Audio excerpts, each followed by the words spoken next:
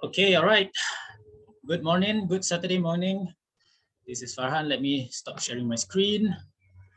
Okay, welcome everyone who's joining us this morning on Facebook. We have myself, Farhan, representing Noble Sky International, and we have the founder of the company, Rauf Said, joining us Hello. from, where are you from, Rauf? I'm now in LA, Los Angeles. Final Nice. leg of my trip before I return back to Singapore. Okay, before you share a little bit more about your trip in LA or what you're doing in LA, let me just check in the back end that everything is running okay. All right, things look good. Check in the back end that everything is running okay. Yeah, I think it's fine. Okay, good. And all right, so today it's part of our weekly sessions that we are doing as part of our outreach. The way that's how I see it. How we're gonna help people out there to deal with finances and wealth building. And this is the industry we're in. It's something that's very interesting, and for me today we're going to be talking a lot about something that's really close to people's hearts and minds, but it's something that people don't really think about very much. Okay, and that topic is basically financial goals. There's a lot being said out there about financial freedom, financial independence, and things like that. But what does that really mean? And for me, what people really need to think about is what kind of numbers they have in mind when it comes to retiring. So when it comes to retiring, for example, or maybe they have some other goals, like they want to fund their children's education. These are major financial milestones which people have, and they need to actually have an actual number and know how to get there, right? So in general, people have an idea, right? They want to be able to do so many things that they want in life, and then they want to have financial freedom and things like that. What is the vehicle that people can use to get there? So today, as per the topic that we are discussing, it's about using US real estate. And I would like to invite everyone who's tuning in right now to have your questions ready. Okay, so this is not financial advisory that we're giving, but we're going to be sharing with you more about strategies, more about a vehicle that can potentially help you get to where you want to go. So if you have questions, get them ready. Go ahead and ask us later. We're going to be able to, we hope we can answer some of those questions. Then at the same time, see where this conversation goes. Right. So Rauf, over to you. Share with us what you're doing in LA and maybe some thoughts about the topic. Thank you. Okay, just briefly, hello everyone. I'm Rauf again. Some of you are familiar with me. So myself and I are now both in LA, and we are in the last leg of our trip here in the US before I finally return back to Singapore. And when I am back in Singapore, I'm hoping to spend some family time with the kids and be able to catch up with them again. And I think they are screaming, "Daddy, we're gonna disown you if you're not back home soon." So have to come back. So okay, this topic, financial growth, financial goals. Well, financial growth as well. Financial goals, being able to have strategies is something close to what I like to do. And as Farhan has mentioned, this is not financial advisory. Please reach out to your own advisors when it comes to your investment decisions, investment strategies. Do your own due diligence. This is just me speaking from my experience and where I believe we should look towards for ourselves and for our family. Having financial goals is something that I have been doing for the last few years. And in my early years in this business, I was more of a business owner, trying to run a business, have certain financial goals, but it was very difficult to hit them. It took many years before we eventually come at a place whereby we are a lot more comfortable at where we are. Largely because there was a target that was aimed, that was set, and we know exactly where we are headed. Okay, where we're heading to. This is something that I know needs to be set, needs to be done. It is very difficult for anyone to pursue anything well, succeed in whatever field you're doing, without knowing what your target is, without knowing your goals or direction. So you have to ensure that this is actually set stone, set in stone for yourself, either your tablet or your phone or something. Okay, you have to write it down. You have to find out exactly what are your plans. What do you want to do? Okay, so that's the first step. Now, for those of us who are financially in a place whereby that is very undesirable, the very first step that I can say for people who are, financially suffering, there are many, and I've reached out, I spoke to many for the last few months, years, in fact. And the very first thing that I know for this group of people is to ensure that they are able to sustain themselves and get out of that situation, that predicament that they're in. Okay, so they got to get their fire, they got to put out a fire at the back of the house. All the finances are going to be in order. What I'm referring to are for people who have already set aside an amount that they wish to invest, right? People who want to invest, and now they're considering, hey, what do I do?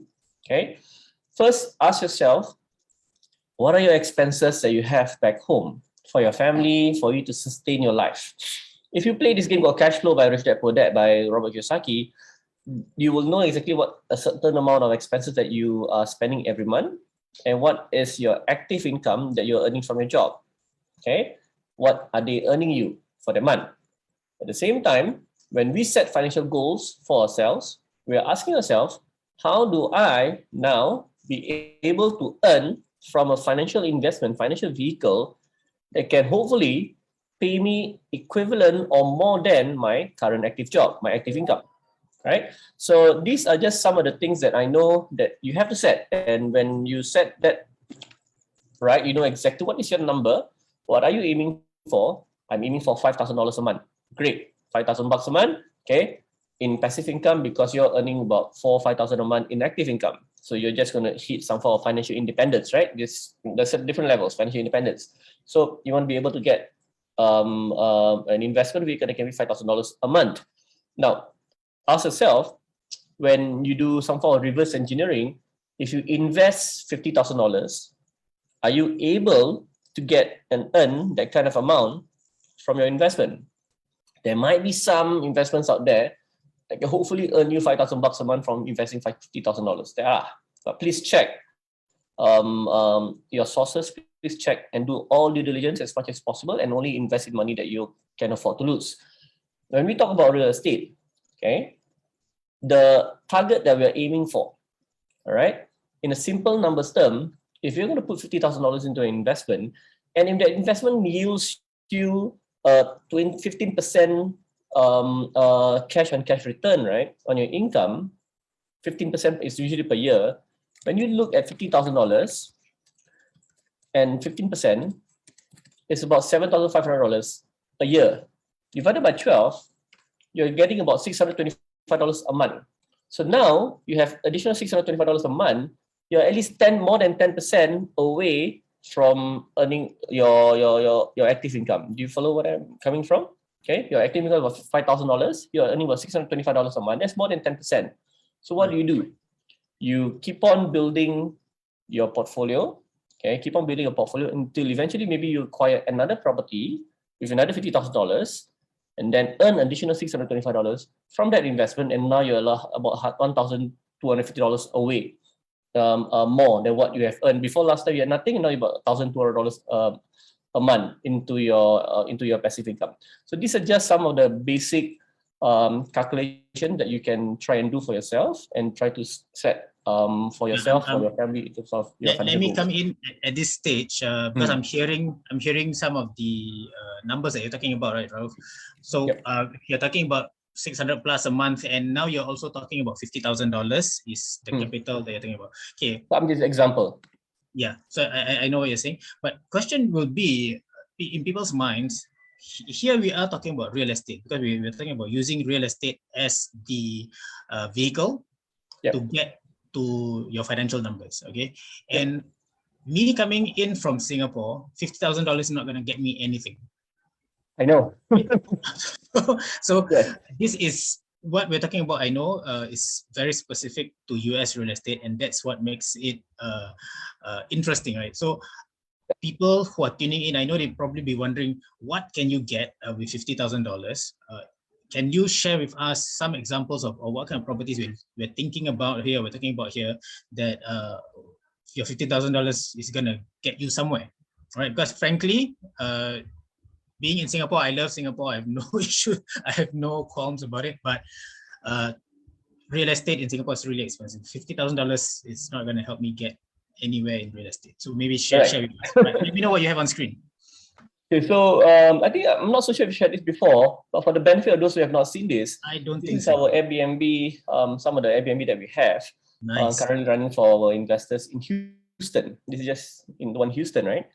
So when we have this property in Airbnb, the unique and great thing about America, when you invest in the US, first, the capital outlay is not exactly crazy high. Unless, of course, you invest in places like this, LA, Los Angeles, New York, Seattle.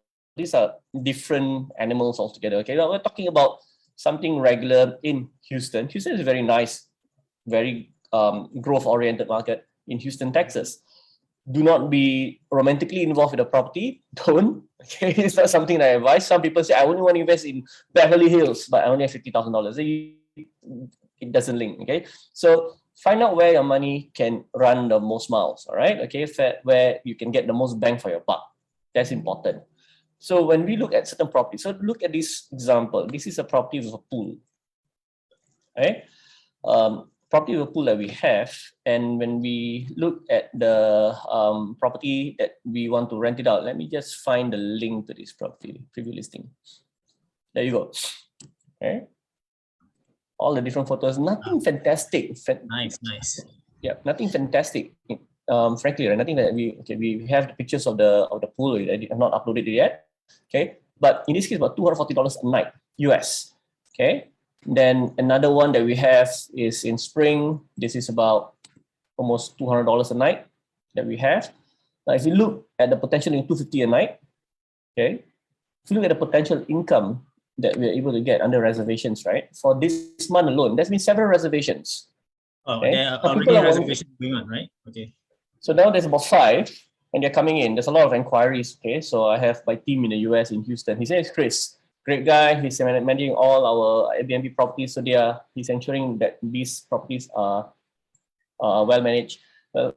This is actually, I'm sorry, I don't think it is right for us to show this because of the name. So it's the Data Protection Act. Okay, but you know where I'm coming from. Okay, so there are possibilities whereby you can earn about $250 a night, $300 a night, $240 a night, $500 a night, and just show you one. Okay, and for per night, on a per night basis, maybe we rent about 10 to 50 nights a night, a month. You're looking at about $4,000, $5,000 a month in income. Mm-hmm. And whatever percentage that you invest, example, you put $50,000 to buy this property requires $200,000 as capital to acquire. You and a bunch of other people come together to form that $200,000. And then you own, example, 25% of the company. And any income that you earn, you get 25% of the income for anything that you get. So this will definitely beat any local property out there in Singapore. Yeah, for sure. So you're saying this current property we're looking at, 4-bedroom for corporate, right? What is the price on this? How much would it cost someone, let's say myself, if I want to buy into this property and I want to put it up for Airbnb, what is it going to cost me? Okay, we got it for $175K in Spring, Texas, which is just next to Houston. That's $175, right? Okay. $175,000. I hope it's $175. $175K. Okay. Right. So $175,000 cannot probably give you a down payment for something in Singapore. That's about it. But in the US, gets you an entire house. Okay. Now we have a new house that we just got $230,000 with a pool. Okay, this $175,000 doesn't really have a pool, but the area is a good area. Okay. Now this property, the way we design our Airbnb, and this is something that we discussed with Chris, right, our manager, is that hey, the Airbnb, we need to be able to earn a high nightly rate. Mm-hmm. But what will make people want to rent from you then? You ask yourself, high nightly rate, what will make people want to rent from you? If they find value, correct? If they find, hey, it's good value.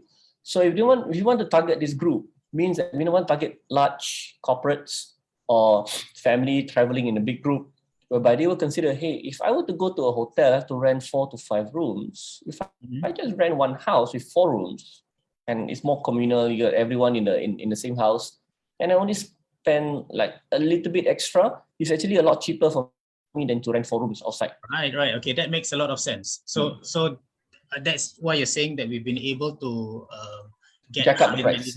In fact, you're telling me at 200 plus per night. I know some properties that we're doing like 500 plus a night. Yeah, our darling is this one. Okay, which one is it? That's Dawn Blush, I think you've seen before. Yep. Yes. Right. So this is doing how much per night? Minimally, our base rate is 400, but this is what you see here is just the base rate. These are the base rate. Base means the very lowest rate, right?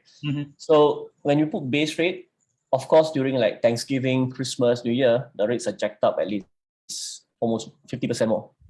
50% more. We are in a capitalist country, okay? So we can always capitalize on this kind of events. We're not in a socialist country. We are in a capitalist country. So when it comes to like Thanksgiving seasonal holidays, so we can definitely check out the price. Or sometimes we have Super Bowl. If people are coming for Super Bowl night, they need a place to gather all their friends. They don't want to go to their own house. Some people rent per night $3,000, $2,000 per night just for Super Bowl. Super Bowl, yeah. I remember how this was a huge thing.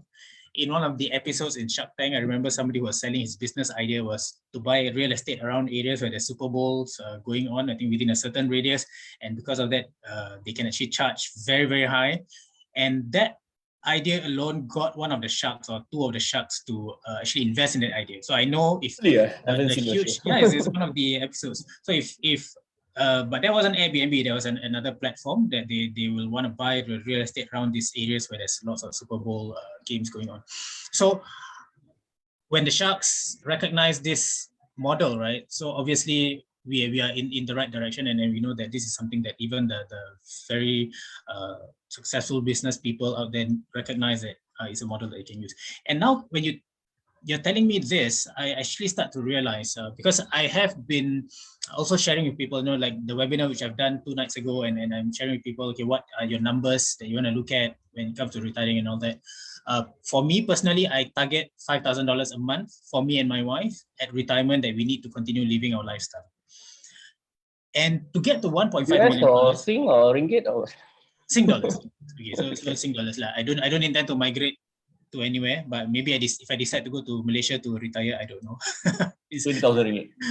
Sorry, 15. Right, but my point was maybe to get to $1.5 million at the age of 60 may not be so easy for a lot of people, right?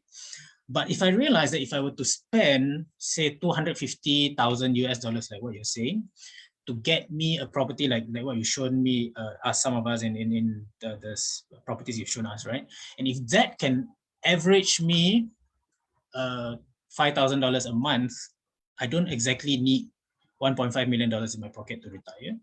I can have, in fact, if I were to buy in 2 of such properties, which means maybe a total of $500,000 US, I've just allowed that the 2 properties to earn the monthly, nightly rate. And I like the best part is that, like what you're saying, Noble Sky does all of the property management. I don't have to be there in the US, and this money gets paid out to me on a monthly basis. To me, that's a really, really attractive model for someone who wants to live comfortably in my own country. I don't intend to migrate or go anywhere else, and still getting that income. So this was a very, in fact, I'm gearing myself towards this direction in the portfolio that I have through Noble Sky. And, this is what I'm intending to do and get a lot more of going for myself. Because I don't want to work harder, right?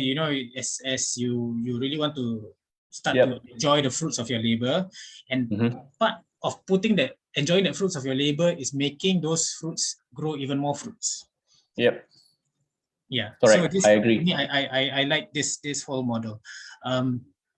So maybe, Ralph, you want to share with us a little bit, based on 250K, if you were to buy a property like this, and then you're going to get your monthly rental and all that, what kind of ROIs are we talking about right now?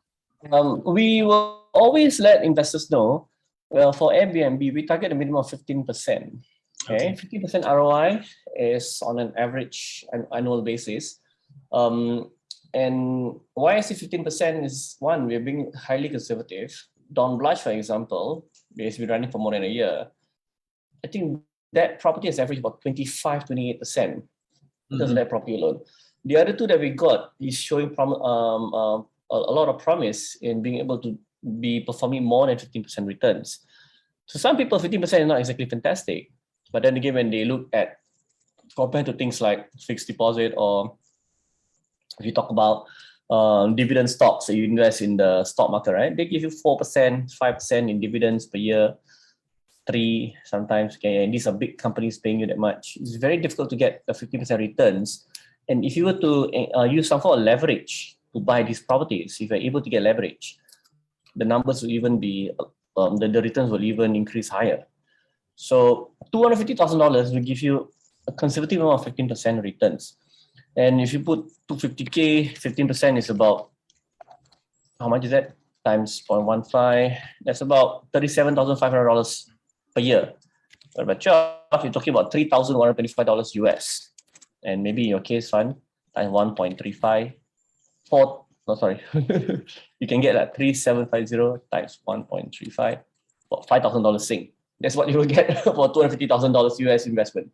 You can definitely earn about 5,000 Sing a month in income. That's what you're touching on. You're getting me very, very excited, because that will also mean that I can get to my numbers, my monthly expense numbers that I need way earlier than what I thought I could. So, and that's something that I think a lot of people do not realize. If that is the number that you need to comfortably, say, retire, but if you already have an asset that's producing an income for you on a monthly basis, and if you know how to continue to maintain that going for the long term, I think it's perfect. And one thing which I think, as we are talking about this, right, the monthly payouts and all that, what people might realize or not realize is that while you have these properties paying you out on a monthly basis, these two properties are actually hard assets. They're assets and they're not liabilities. They also continue to probably grow in value. Yes, even if they don't grow in value, for example, they might maintain, or maybe if depending on the economy, how it goes up and down. But a property is a hard asset that will not generally lose its value overnight. No, it won't. And to me, that's really important for someone who is seriously considering financial planning, right? If especially you want to sustain your family, your children, it becomes very important, because I don't want to put in my money into an asset where maybe within a few hours or a few minutes, or maybe within a day or two, because somebody out there, somebody famous, opened his or her mouth, and the value of the asset drops like crazy. And we have seen this in several other financial vehicles out there. So to me, this is really important. I know this real estate may not sound as sexy as what is out there, like no, it's not. Crypto and all that. Very boring asset class. Yeah, it's very boring, but it's very stable. It's very predictable, and that makes a lot of sense for people who are seriously thinking about this, right? Yes. And okay, I'm starting to realize this a lot more about myself now at the age where I'm at. I'm becoming lazy. Again, and by that, I'm not saying lazy as in like I don't want to do work. What I'm saying is like I don't want to start a new business every single day and try to make my millions from there. I think I want to go into like what Kiyosaki is teaching us, right? Let your capital do the work for you. And just a matter of what we were studying, the topic just earlier this week, what Kiyosaki was saying is like every dollar you have into an asset, an income producing asset, is like having an employee is working for you, making money for you. Yep. Correct. 24/7 without you having to do any of the work yourself. So to me, that made a lot of sense, and people have to start to think about this. And I know people are gonna start to hate on me as I mentioned this, right? It's gonna come to the end of the year. A lot of people are gonna get their bonuses. Good for them. They're gonna get a lot of money. Some people maybe 4 figures, 5 figures, maybe even 6-figure bonuses, and that's perfect. But we also know that, in human nature, right? We want to tend to spend that money on good things, lavish things, and we deserve to spend it. And I'm sure. I agree. And it's not wrong for sure. Your hard-earned money, you need to spend on it. But a lot of people, what happens is they tend to spend almost all of it. The cycle starts all over again the following year, right? You need to imagine if that amount of money, a substantial amount of it, I'm not saying don't spend on yourself, but a substantial amount of it is actually put into an asset that is working for you. Exactly like what Kiyosaki is saying. So imagine if you have this money and then next year you do not know what the economy is going to be like, whether you're going to get the same amount of bonuses, for example. This amount of money is not going to go away if you put into an asset that, say, like real estate here we're talking about, that's continuing to grow that money for you. And at the same time, the value of the asset doesn't disappear. Like I love this example of buying a car, right? Yes. The moment you buy a brand new car, you drive it out of the showroom, the value drops by, I don't know, 10%, 15%. So, I think you're correct. Yeah, so is that crazy? Like buying a car is nice, but you can never ever recover the value of that car. In fact, you're going to spend a lot more on the car, maintaining it and everything. Maintaining the car. Yeah, and it's more of an expense and a liability. Of course, some people buy it for necessity, and I get that. But a lot of us tend to not realize that if you pump in your money into liabilities, basically you're not going to be able to recover that. But this is a whole different matter. We're talking about buying into assets. And this is the lesson I think that we are sharing a lot with people out there with regards to just real estate. So, well, I will say this one. When it comes to someone who just got his bonuses, their income, it's not wrong, like you said, right? For anyone who wants to enjoy the fruits of their labor. I mean, at some point in time, if you don't enjoy, spend something for yourself or your family, you go crazy. It's like you get disillusioned. Why am I doing this? It's not. Why am I working so hard? Okay. What Robert Kiyosaki mentioned is spot on. His book, in terms of Rich Dad Poor Dad, is one of the book that if I was always listening to this podcast by Bigger Pockets, which is a big real estate company here in the US. They're a community of real estate investors. It's more than 500 episodes. Robert Kiyosaki appeared on the 500 episode. Okay, his book, before that 500 different guests came on board to be invited by Bigger Pockets, which is Brandon Turner, right? So he invited all kind of amazing investors to come and speak and co-speak with him. Every one of them spoke about the book that spur them and trigger them towards real estate investing was Rich Dad Poor Dad. This is exactly that book. Kiyosaki mentioned very, very clearly the idea is for you to acquire assets. Now, one way for you to acquire assets, okay, this is for people out there, to really be able to acquire assets easily is to own a business. Okay, so when you know how to run a successful business, you are able to earn the income large enough for you to acquire assets, and that's what he spoke about in episode 500. That's the idea for a company to be able to acquire assets, home, properties, whatever, and they give you the income that you want. Because eventually, it is not the income that you want to hoard so much, but it's actually the lifestyle and the freedom that it buys you. So that's what it's the option that it can give you. So this is what we are referring to. For people who want to set their goals for 2022, I urge you, okay, honestly, set a number, set something that you want to aim towards, okay, have a clear mind, a clear goal in mind, and you know exactly where you're headed towards. Even if it's just $500 extra in passive income, in income from investment, income from any businesses that you own, have a number that you know you want to target. If you don't have this number, if you don't set it in stone, okay, then you're just walking blind and you're just going through the what do you call the rat race, just going down the hamster wheel, going down the wheel, or the rat going down the rat race, go round and round and round. It doesn't end. So you must have a goal that you set, that you have planned, that you know is attainable, that will stretch you a little, okay, but of course, and at the same time must be achievable. So just set that goal. Listen to what Farhan and myself is discussing now. Well, it's been very interesting already, and for good consideration for people out there is, I think some people have like already, okay, so this is the other thing. Some people already got plans before the money come in, right? Before the bonus come in, they already got plans. Okay, the money coming, I'm going to buy this, that. There are also people who have no plans with the money, and then they're thinking like, oh, what can I do with the money? If you are someone who's like that, maybe, then I would suggest think about putting them into assets. Right. Of course, here today we are talking about real estate. This is something that if you like, it's the kind of thing that maybe is your kind of thing. You can go ahead and talk to us about how you can put your money to get it to work in US real estate, because it's going to give you a lot better returns than what your local markets probably can give to you, right? But otherwise, really think about it. I've had this conversation just this morning with my wife. We were having breakfast by East Coast Park. So you can see my video background right now. It's just a virtual one, but I do hope like somewhere in the future that I could be really seated by the beach like for long periods of time, because I can actually afford to fund this lifestyle through my asset or through my investments. Yes. And I think that is very attainable based on what we're looking at.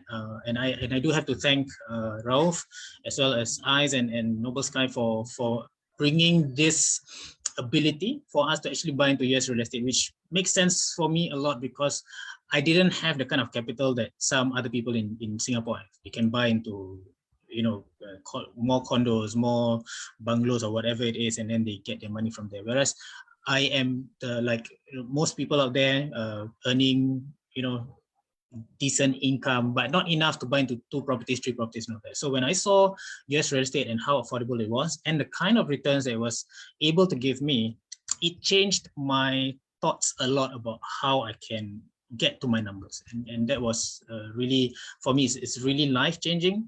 It made things, the perspective has clarified a lot of how I want to proceed with my investments, and yeah, it makes a lot of sense. At this stage, Ralph, I'd like to thank you for sharing your message with people out there. And maybe before we run too long on this particular episode, I think it's been really interesting. Let's see whether if anyone out there has any questions to ask. Oh, I do see Fahana sharing in the comments the company that was on Shark Tank. It is called rentlikeachampion.com. So Rent Like a Champion, is it? rentlikeachampion.com. So apparently that's the company that got funded by one or how many numbers of the sharks in there, because they were going on the Super Bowl locations. I see. So it was interesting. Yeah. So any questions from the viewers out there right now? I can see there's like 15 of you guys. Any questions, go ahead and ask. We would like to address them if any. Otherwise, it's a Saturday. It's really nice weather in Singapore. How is it like in LA now? It's chilly. It's about 10 degrees Celsius here. Wow, no snow lah. Just no, LA got no snow, bro. I don't know. You haven't brought me there. Sorry? You haven't brought me there, so I won't. No, intending to. You can come here yourself. Okay, no problem. Right, so buy property in LA lah. We just met some investors last night. Amazing friends of ours. They do all LA properties. They flip a lot. They own a lot of flips in LA, and they're telling me about how the strategies are. There are a lot of wholesalers, and they have a particular way of buying properties in LA, and they buy in high-end areas, they buy in low-end areas. It's really interesting. I have friends in Hawaii. The minimum flip amount is $1 million.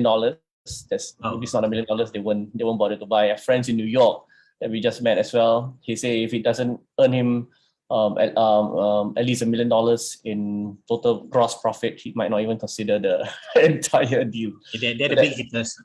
Yeah, those are really huge investors, and we are rubbing shoulders with all of them. And we are glad to have met these people, and because they are very, very open to share. This is the market is huge enough for all of us to partake. So what's the harm of sharing? So we're learning a lot from this bunch of guys, and we want to be able to hopefully, may never know, our minimum flip or minimum asset size is about $1 million. We'll see. Yeah, I think it's not impossible. It's just a matter of time and putting in the right strategies. I think that's what's important. And I know the time before we get there. So, right, Ralph, thank you so much. Right now, I believe it should be 11:36 p.m. Right? Yes. Night time. No. So it's 7:36. Yeah, 7:35. Okay. I mean, so LA is behind again. I see. Okay. I don't know how you keep up with the changing time. My body's confused. Okay. Right. Got it. So looks like we don't have any questions on the ground. But again, if you guys are watching this live or post live and you have questions, you can still go ahead and ask them in the comments, type it out in the comments. We'll still be able to see those questions post live, and we'll be happy to check in and reply any of those questions you may have. Otherwise, again, if you want to also get in touch with us, go ahead to join us in, if you're looking at Noble Sky International, that's our Facebook page. If you're also tuning in from anywhere else, you can see our numbers. You can get in touch with us through Messenger, through Instagram. We even have TikTok these days. So you can get in touch with us. We'll be happy to share what you can do and maybe how you can achieve your numbers through US real estate. I've got nothing else. As I mentioned, it's a beautiful Saturday morning and going to afternoon already. The weather here is nice. So I hope the rest of you guys enjoy your holidays and your weekends. Any last words, Ralph?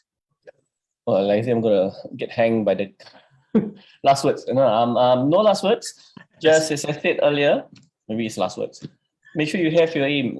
Write down your goals. Write down where you're aiming towards. It's important that you have this set in stone.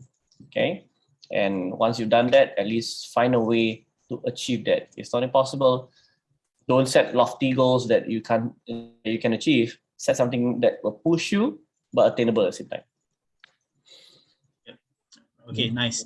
So Carol Jennison Brown, I think she just mentioned thank you, and thank you again, Carol, as well, for joining us on this live session. Again, any questions that you guys may have, go ahead and put it in the chat, in the comments, and we'll be happy to address them. Otherwise, we're going to end today's session. We'll be back next week, hopefully with a new topic, right? Something that we hope the rest of you guys out there can benefit from. Otherwise, that's all for us today. Thank you, Ralph. Thank you to Ice, and my regards, and catch up with you guys soon. All right. Take care. Bye-bye. Bye.